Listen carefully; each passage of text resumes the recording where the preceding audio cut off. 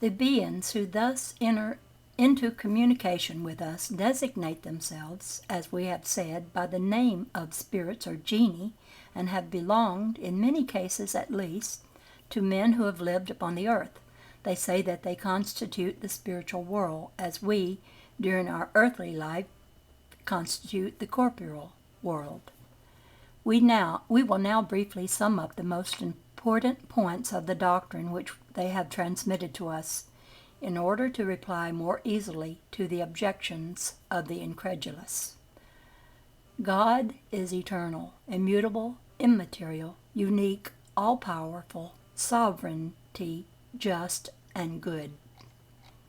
He has created the universe, which comprehends all beings, animate and inanimate, material and immaterial. The material beings constitute the visible or corporeal world, and the immaterial beings constitute the invisible or spiritual world, that is to say, the spirit world, or world of spirits. The spirit world is the normal, primitive, eternal world, pre-existent to and surviving everything else.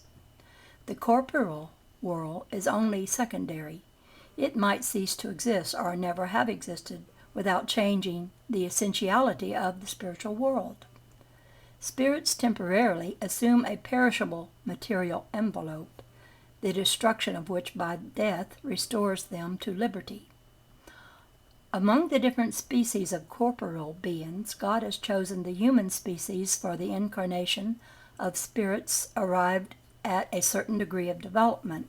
It is this which gives it a moral and intellectual superiority to all the others. The soul is an incarnated spirit whose body is only its envelope. There are in man three things: the body or material being, analogous to the animals, and animated by the same vital principle. Number two, the soul, or immaterial being, a spirit incarnated in the body. Number three, the link, which unites the soul and the body, a principle intermediary between matter and spirit. Man has thus two natures. By his body he participates in the nature of the animals, of which he has the instincts. By his soul he participates in the nature of spirits. The link, or perispirit, I'm going to be using this word a lot. I've never heard of this before. Perispirit. Perispirit? Well, I'm going to call it perispirit. The link, or perispirit, which unites the body and the spirit, is a sort of semi-material envelope. Death is the destruction of the material body, which is the grossest of man's two envelopes. But the spirit preserves his other envelope, the perispirit, which constitutes for him an ethereal body, invisible to us in its normal state, but which he can render occasionally visible and even tangible, as is the case in apparitions. A spirit, therefore, is not an abstract, undefined being, only to be conceived of by our thought. It is a real, circumscribed being, which in certain cases is appreciable by the senses of sight, hearing, and touch. Spirits belong to different classes and are not equal to one another either in power, in intelligence, in knowledge, or in morality. Those of the highest order are distinguished from those below them by their superior purity and knowledge, their nearness to God, and their love of goodness. They are angels or pure spirits. The other classes are more and more distant from this perfection. Those of the lower ranks are inclined to most of our passions, hatred, envy, jealousy, pride, etc. They take pleasure in evil. Among them are some who are neither very good nor very bad, but are teasing and troublesome rather than malicious, and are often mischievous and unreasonable, and may be classed as giddy and foolish spirits. Spirits do not belong perpetually to the same order. All are destined to attain perfection by passing through the different degrees of the spirit hierarchy. This amelioration is effected by incarnation, which is imposed on some of them as an expiation and on others as a mission. Material life is a trial, which they have to undergo many times until they have attained to absolute perfection. It is a sort of filter or alembic form which they issue more or less purified after each new incarnation. On quitting the body, the soul re-enters the world of spirits from which it came, and from which it will enter upon a new material existence after a longer or shorter lapse of time, during which its state is that of an errant or wandering spirit. Spirits having to pass through many incarnations, it follows that we have all had many existences, and that we shall have others, more or less perfect, either upon this earth or in other worlds. The incarnation of spirits always takes place in the human race. It would be an error to suppose that the soul or spirit could be incarnated in the body of an animal. A spirit's successive corporal existences are always progressive and never retrograde, but the rapidity of our progress depends on the efforts we make to arrive at perfection. The qualities of the soul are those of the spirit incarnated in us. Thus, a good man is the incarnation of a good spirit, and a bad man is that of an unpurified spirit. The soul possessed by our own individuality before its incarnation, it preserves that individuality after its separation from the body. On its re-entrance into the spirit world, the soul again finds there are all those whom it has known upon the earth, and all its former existences eventually come back to its memory, with the remembrance of all the good and of all the evil which it has done in them. The incarnated spirit is under the influence of matter. The man who surmounts this influence through the elevation and purification of his soul raises himself nearer to the superior spirits, among whom he will one day be classed. He who allows himself to be ruled by bad passions and places all his delight in the satisfaction of his gross animal appetites brings himself nearer to the impure spirits by giving preponderance to his animal nature. Incarnated spirits inhabit the different globes of the universe. Spirits who are not incarnated, who are errant, do not occupy any fixed and circumscribed region. They are everywhere, in space and around us, seeing us and mixing with us incessantly. They constitute an invisible population, constantly moving and busy about us on every side. Okay, now I'm going to stop right here and give you an example of what happened to me. When first I became interested in spiritual things, I was like in my 40s. And before that, my only concern in life was survival, making it in this world. I didn't think I had time to look into this sort of thing.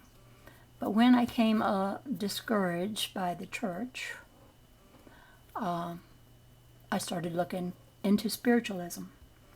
And my intentions weren't, at that time, so pure, and I attracted to me spirits of this lower, errant, what he's talked about here, that are given to want to be mischievous. And not only mischievous, mean, outright mean, because I attracted to myself some spirits that were making of my life a living hell.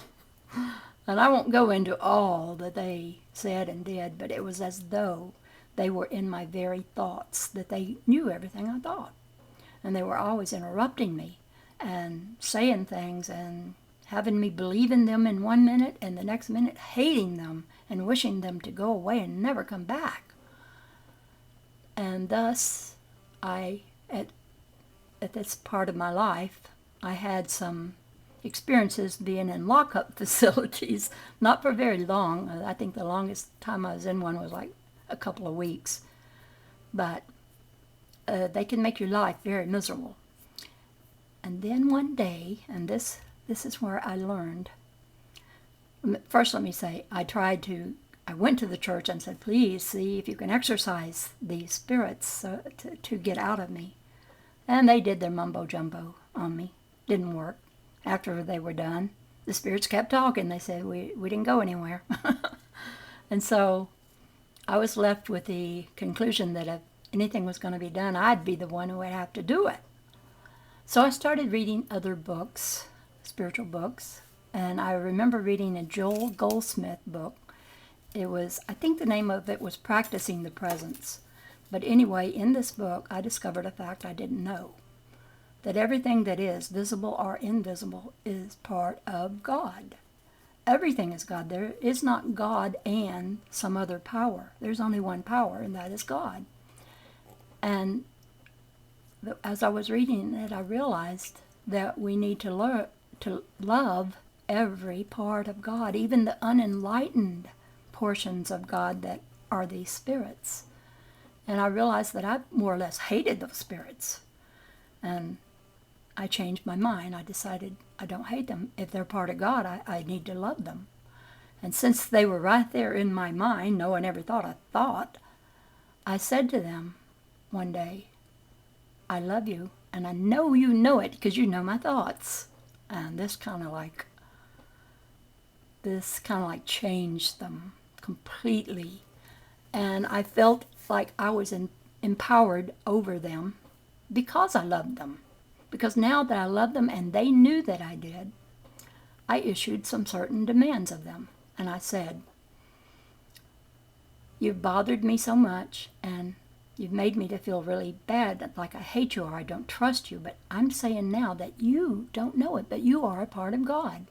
And as such, I choose to love you. And as for you talking to me and driving me crazy, you must stop that. I dealt with them like they were like naughty children or something. I said, you're not permitted to talk to me anymore. But I want to give you a privilege of like looking over my shoulder at the things I'm reading. And you can't talk to me, but you can see what I see and read what I read and learn and grow and evolve. Because that's what I plan on doing. I'm going to read many, many spiritual books. And I'm going to find some truths that will set me free to, that will set me free to feel like I'm an empowered person.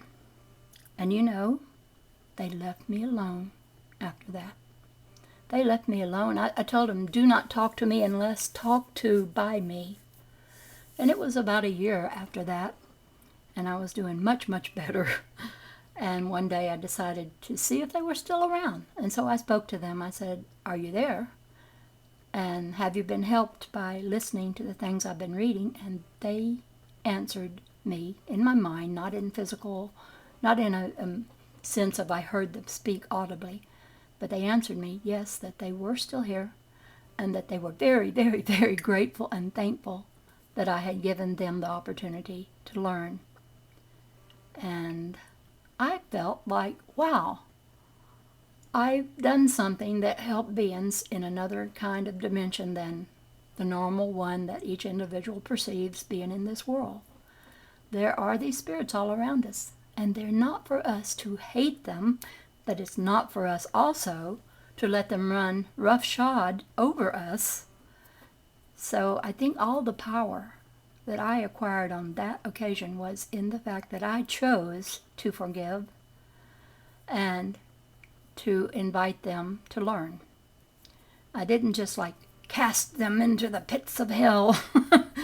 All the things that people who are trying to get evil spirits out of you might say, you go here, you go there, and they show that they can be so ugly in their commands to these beings that are a part of God. And I don't think it's right. And I was successful, and I hope others who, if they have this kind of situation occurring to someone they know or to themselves, that they take my advice right here, right now. Love all that is. Love your enemy, even if your enemy has personally killed some member of your family. Still, love them. Because they're a soul and they're part of God. And they have much to learn. And if we are given to just become pessimist or critical or opinionated that, well, no, I have a righteous anger and hatred of them, there's no such thing as righteous anger. There's nothing righteous about being angry. Now you can be concerned, but don't take it to the point where you're so angry that you're hateful, because that is a very disempowering place to be. When you're all about love and forgiveness and understanding, you're not coming from a powerless place, but a very powerful one, because now you're aligned with the way God is. Because God loves all that He made. And we should do the same. If we want to be more and more like God, we should love all that is, whether it's something that we like or not. And if you don't like it, instead of hating it, you can, as far as possible, stay away from that makes you feel so bad. Don't think about it that much. But don't concentrate on living in resentment or anger. Because here's another little bit of advice. If you live with resentment, it will make you sick. It will make physical problems for your body. Resentment is a very bad place to come from. It's without power. It's awful. And I wouldn't suggest that anyone try to live in a state of constantly being resentful over something or constantly being angry. Emotional feelings that we have reproduce their kind for us, and we just get to experience it more and more and more until we just get tired of it and we say, I've got to quit this. I've got to curtail my emotions and start imagining good, instead of always suspecting that everybody about me is up to something no good. There are people like that in this world, and they make it very, very difficult for the rest of us. But you gotta love them. You gotta love them. Love them into the light. Even if they're a disembodied spirit bothering you, a ghost or something, there are people who can actually rid a haunted place from being haunted by ghosts, that help those beings that are invisible to go and move on toward the light, because they are earthbound. They're stuck here because of some emotion that they weren't able to get control over in their lifetime. So, just as I helped those spirits that were bothering me, any one of us can, when we feel like we're being impinged upon by something invisible that's talking to us, we can love it into the light. We can refuse to hate anything. And it's a big reward for doing that. It's a hard thing to do. I'm not saying it's easy, but it is the only answer. And it brings us closer to God, and it will have its own rewards. And I just wanted to add that. That was my experience, and at one time I was kind of crazy, I do say that the facilities where they treat you for that sort of thing I went through, all they believe in is just giving you shots and giving you drugs. But they don't understand what's really going on and how to help you. But love is the answer. It just seems to be the answer for everything. Love.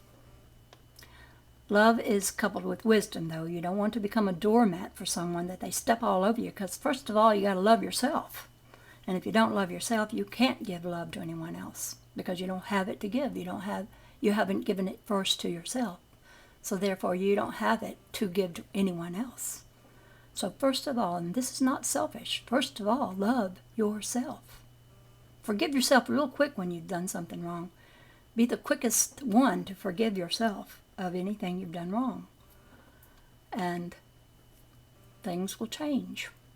When our perception changes, things around us, people around us, also change, because of the simple fact that we have changed our perception of them.